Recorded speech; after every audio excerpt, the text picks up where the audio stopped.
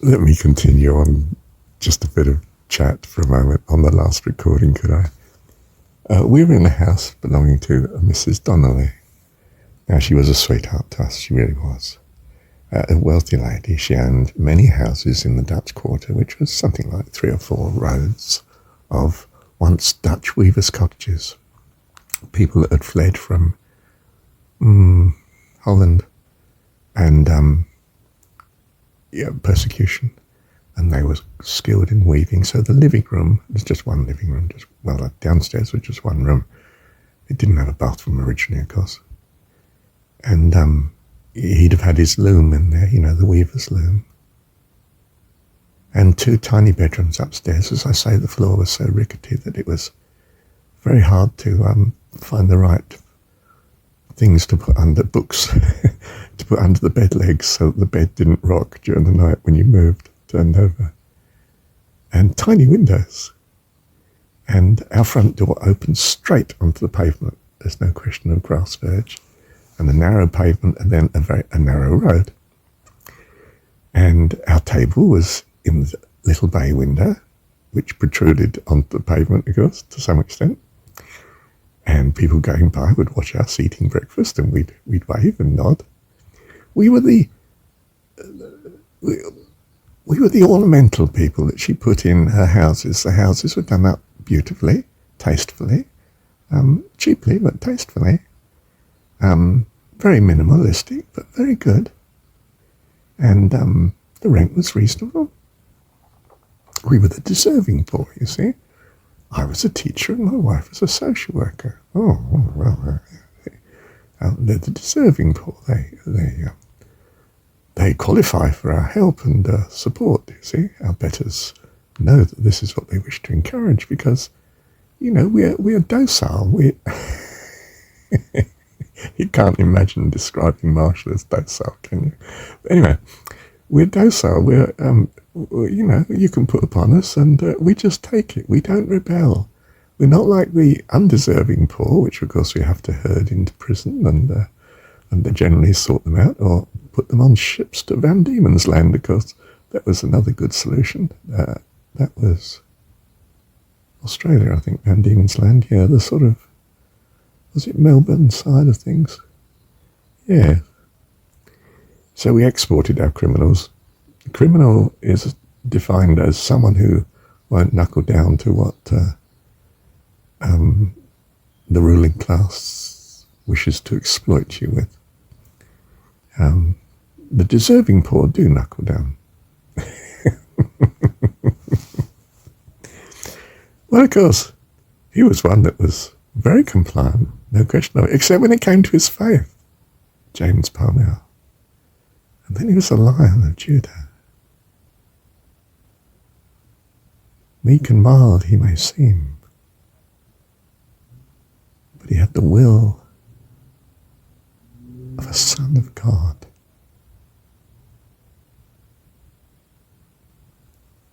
Do you see? And notice what he recommended, laying down, basically asking God for guidance.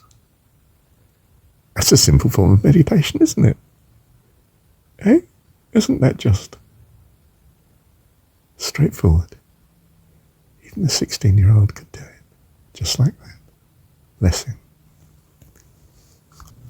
Well, Mrs. Donnelly's daughter moved in next door, upstairs, and the noise was horrendous one night. They had a party and they were youth, And, my wife was a bit sort of straight-laced, and I was learning the Christian faith, but, I was so used to students at the university, the noise was what it was, but it was upsetting her, so we had a bit of an argument with and that, of course, must have alienated the girl's mum, who was our landlord, of course. So that was a strategic blunder on my part, I guess. I had a lot of that, I was not some smoothie Christian. I was there to protect the wife. And protect the wife I would. And so often the Christian wife doesn't want you to protect her in that way. She'd rather just knuckle under and be exploited and mistreated. But I can't do that. Yeah.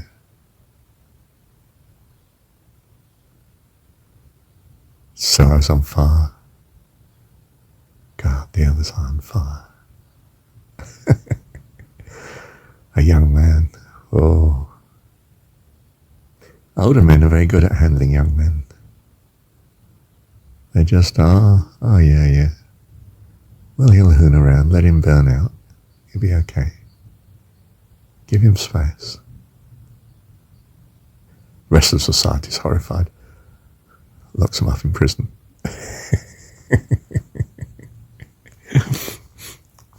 I don't mean I ever got locked up in prison. But I did get the anger of my wife. She didn't want to be protected in this way. For me, it was part of loving someone. You protect them from harm and evil. There you go. Yeah. I'm still like that. It's just I protect them in a more underhand way. We could have just moved without the fuss, couldn't we? Or weathered it and seen if the girl moved on after a few months. But I was worried my wife couldn't sleep and that. And, yeah. We were newly married. It was lovely. We had another girl next door who was single and played the piano. Tiny house, remember, but she had an upright piano, same as ours, house was. And you could hear her playing. We were friends with her. She was a good soul, but not religious. So she found us a bit strange. But that was good. And you know, on a Sunday morning, you could wake up the sunshine, say in summer, and you just, only a few hundred yards and you'd be in the main street of Colchester. But if you're early, and remember in England the sun rises very early in, say, midsummer, you could walk the street and nobody else is there. Sunshine, an entire city, and you can almost feel the history of the place. Because there's a lot of old buildings, inns, they would have been, you know, now pubs and converted to shops perhaps, but the old Tudor structures above it and so on. And you can somehow feel the history of the place. The oldest recorded town in England. Thank you, Dad. Well, we had nowhere to go. The Lord will provide. I mean, my wife, Jean, very clear, Lord will provide. So, right, okay. And I was teaching in Suffolk, which was about, I don't know, 15 or 20 miles away.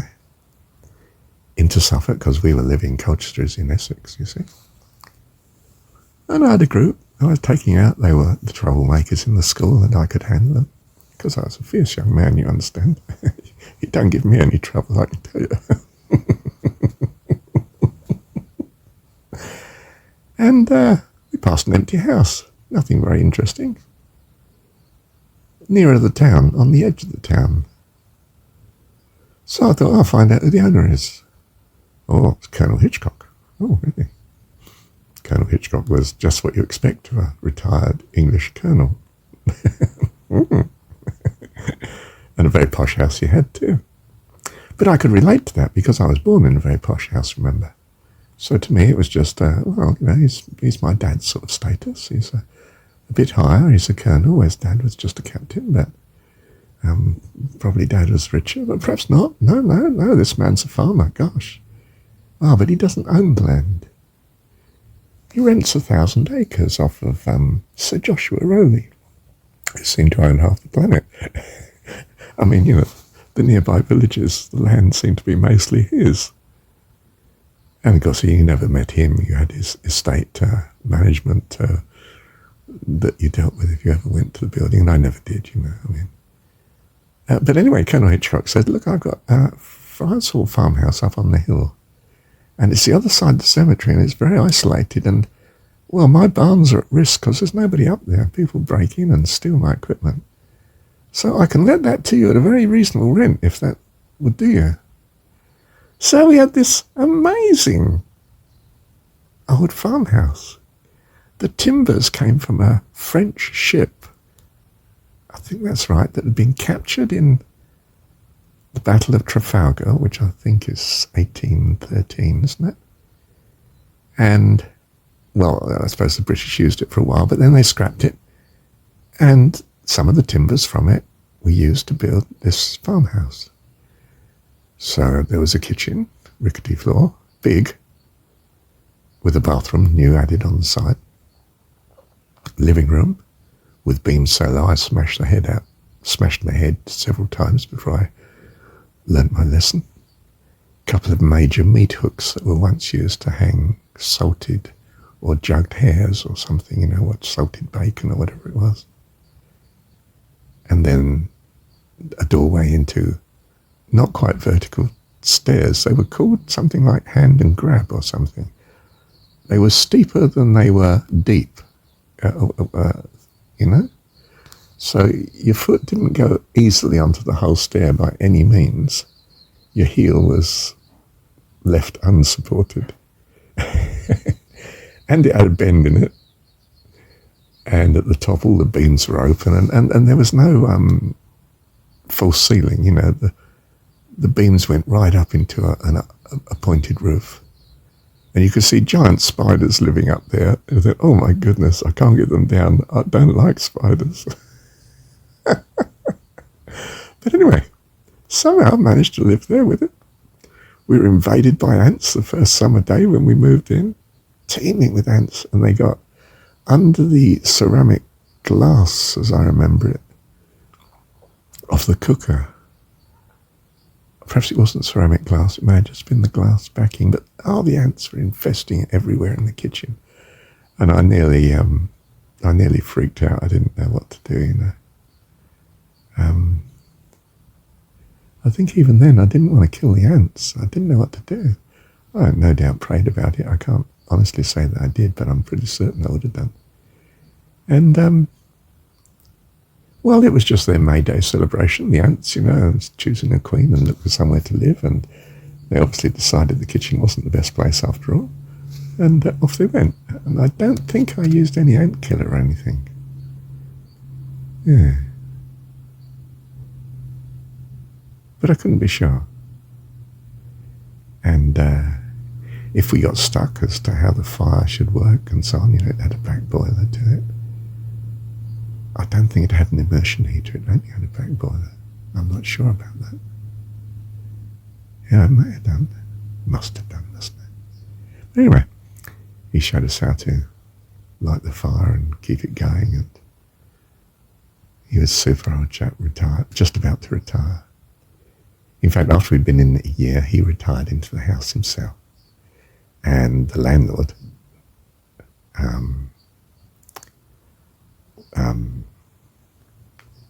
Colonel Hitchcock, did the house up beautifully for him. It made it into a lovely home.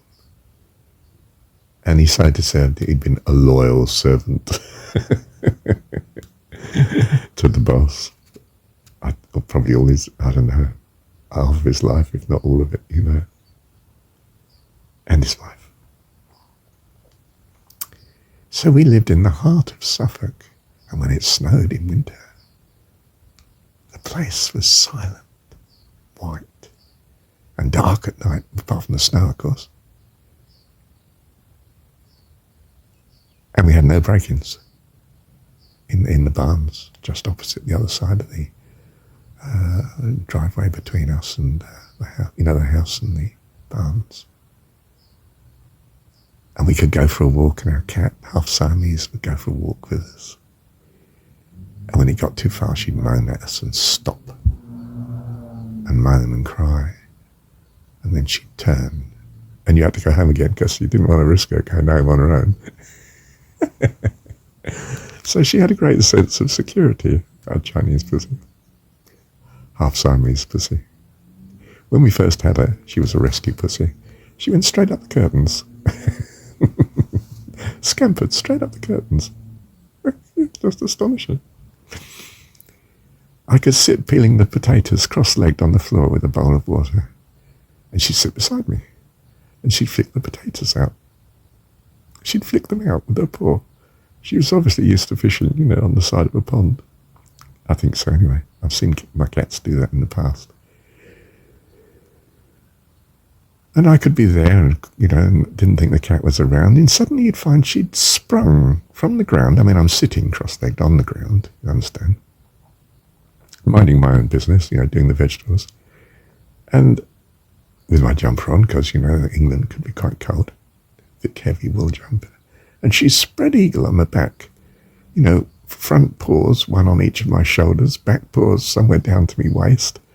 Just spread eagled, jumped against my virtually vertical back, leaning slightly forward, She would do that, and she's just hanging on. Oh my goodness, you don't want the claws to get through your shirt and that, It's okay with the thick jumper it used to be. I could tell you a very strange thing that happened one day. Her son, Blackie, she had 2 lots of 6 kittens. Dad used to come, the black cat used to come up from the town, the other side of the cemetery. Very dark road at night, really creepy to walk home in the dark. No lighting, very steep, windy hill. Cemetery on one side, just fields and trees on the other. And dense trees, crowding in on you sort of feeling. And no pavement, of course. But no traffic really, of course. Hardly any at all. And anyway, black pussy comes up from the town. I peep out of the window one night, heard this black cat. I look down, there's this little face looking up at me. I said, oh. Jean, I think someone's come for our pussy. And she wanted to go out. And of course she got mated with. And my goodness, we were too slow. He came again within the specified time. I think he knew what he was doing, this black cat. And she had another lot. My goodness, we caught her this time. We had to doctor her. There's no way we could keep coping with 6 kittens each time. But one of them from the first litter, he was lovely. And that's right, this one was Tabby, pussy. And she was keeping, like she kept the first lot in a box in the lower shelf of the... That's right, there was a airing cupboard, or a linen cupboard anyway, in the kitchen. And he peered over this box one day, and of course my wife and I were thinking that he's not going to eat the young ones, is he? I mean, how's things going to turn out here? And he got in there and purred away. And of course he's huge, he's the size of Mum by this time. And they're all sort of, the way pussies claw and relax their paws in order to massage the milk out of Mum. Well, they're doing it to him and getting absolutely nowhere, of course. But he's just loving it. He's playing Mum, you see. And when Mum did used to feed him, because he got these 6 little ones and one giant cat the same size as Mum who's also drinking. And we didn't have the heart to take him off, but we sort of did at times because we didn't want the babies to be short. But I don't think they ever were. Absolutely lovely. To live in the country, Suffolk. We went to a Methodist church, tiny place. Lady who played the organ was crippled with arthritis, hands and legs. It was one of those terrible organs where you had to... there was a foot pedal plate which you twisted up and down with your feet. And that was the motivation that pumped the bellows, and you played on a keyboard, of course, and her hands were full of arthritis, so every note you knew was a pain. Oh my goodness. And it was awful, of course. I mean, the music was terrible. The congregation was tiny. I can't remember the tiny village now. But, again, it was sort of 4 miles down the road or something, in another tiny country area. And I was teaching at the local school. for a year. I think a year. Yeah. Is that right? No, I think most of it, yes, partly. But I think most of it was I was doing my masters again. Yes, I re-enlisted to do the masters in economics at Essex. So I was driving a bit. And we must have had 2 cars at that. No, I don't think we did. Well, we didn't have children then. So, I mean, we just did whatever the other did, you know, and fitted around each other. Her social work, which she was able to go to some part-time level. 4 days or 3 days, 3.5, things like that. And I was just working a bit and studying and so on. Lovely days. Thank you, Heavenly Father. Any profound lessons we're supposed to learn from this discourse? No, this was... Just wanted to tell you. That was my first wife, Jean, the early years. We weren't in love, but we loved each other, cared most earnestly. You could say in some measure we didn't quite understand each other, or if we did, we still had problems. And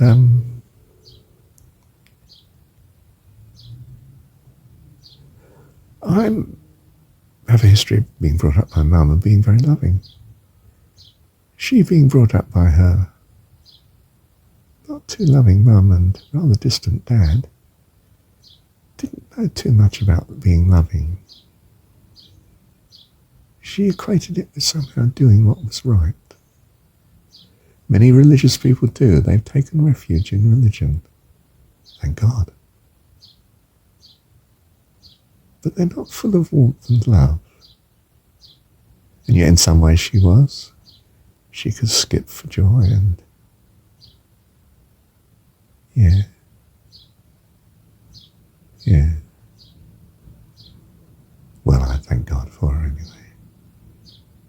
We were together 18 years. And we had our first son, Lawrence. Yeah. We spent much of his childhood in Frinton-on-Sea, a very snooty little retired seaside town. And we were one of the poorest houses on end terrace in town, in the whole town. Now he owns a house that's on the seafront. A couple of £1 million. Probably more now. Yeah, good on him. Bless him. Bless him. Bless him. And his mum lives up the road. About a mile away. Might be a kilometre, I'm not sure. Walks the dog a lot along the cliffs. Sea cliffs, sometimes up the Naze, marshes, marshland. Yeah. Thank you, Heavenly Father. Love you. I used to look at the sea and think, this sea joins all those countries in the world, and I'm very likely never going to visit any of them. And yet I'd had my fortune told that said you would live abroad. Because I did. I was convinced that I was free of my fortune, so to speak, because I'd come to know God. So I'm free from any karma or anything, fortune or anything Eastern like that. But he was right. I did live abroad. I did have 3 children. He didn't tell me I'd have 3 wives. And he said,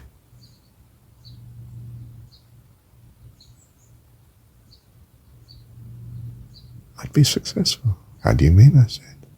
He thought success was wealth. Spent the rest of the session of palmistry, which my mum had paid for as a 18 or 21-year-old present, telling me how rich he was. But my idea of success wasn't that. I'd been a humanist, I was now a Christian. be God. What do you mean success? Well, now I know. Thank you, Dad. Love you. Thank you, Dad. Gosh, I must tell you, you'll have a job believing this, but the black cat, from her second litter, well, we didn't have him doctored, so of course he took off. And he was just gone. Well, of course, in the countryside, you just lost him and the months went by, you know. One day, feeding the pussies, still had the mum and a few of the other young ones that were now not so young, and, we had a few cats. We'd found homes for most of them, of course. And this other cat came in. And they let him come in. They were feeding with him. And it took us a little while, and I said, "Is it Blackie?" Wow. Of course, the young cat that had gone away, young man, came back, this sturdy cat who could take anything on. Built like an ox, and infested with fleas. So he'd obviously learnt to live himself. And was still undoctored, of course. I don't think we ever doctored him. I'm not certain of that. But anyway, yeah. So I smothered him with flea powder. And I can't remember whether I think that happened before we rescued the dog from next door and had to do the same thing. The dog suffered mange, and I didn't know that. I thought it was just bad flea infestation. Covered the dog with flea powder, and the vet was amazed that the mange was dormant. He said, "I think you've done it with the flea powder. See how you get on." And I had. I'd used up the entire contents of the carton, could have killed the cat, that amount of flea powder on it. But still, the dog. Anyway. Oh, and Black Pussy, getting back to Black Pussy. You look at his ears and you think they're all encrusted. What? Oh my goodness, they're encrusted with fleas. We're not just talking about the odd flea jumping off, The ears looked as though you'd had severe sunburn and they'd all blistered up, but they weren't blistered up. They were just a mass of fleas living in colonies on his ears. And of course he had wax and so on. You had to not wax, what do you call it? Some sort of brown stuff in his ears that needed to be dealt with, and did that. And we didn't spend a lot on, we didn't have any money. We didn't spend a lot of money. We hardly spent anything on heating. We couldn't afford the heating oil. The landlady there at the house we were at by that time, this was a house near the television mast, and back in Essex, but near Manningtree, and belonged to a farmer again, Scottish farmers, son and mum. He was wild, Jimmy McNair. He would hoon around and get blind drunk, and poor chap backed his vehicle over his pet dog one day. I don't think he ever got over it, poor chap. May have helped him to calm down.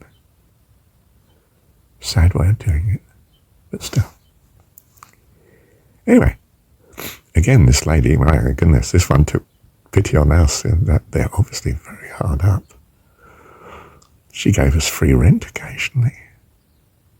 Free, not just owing it to her.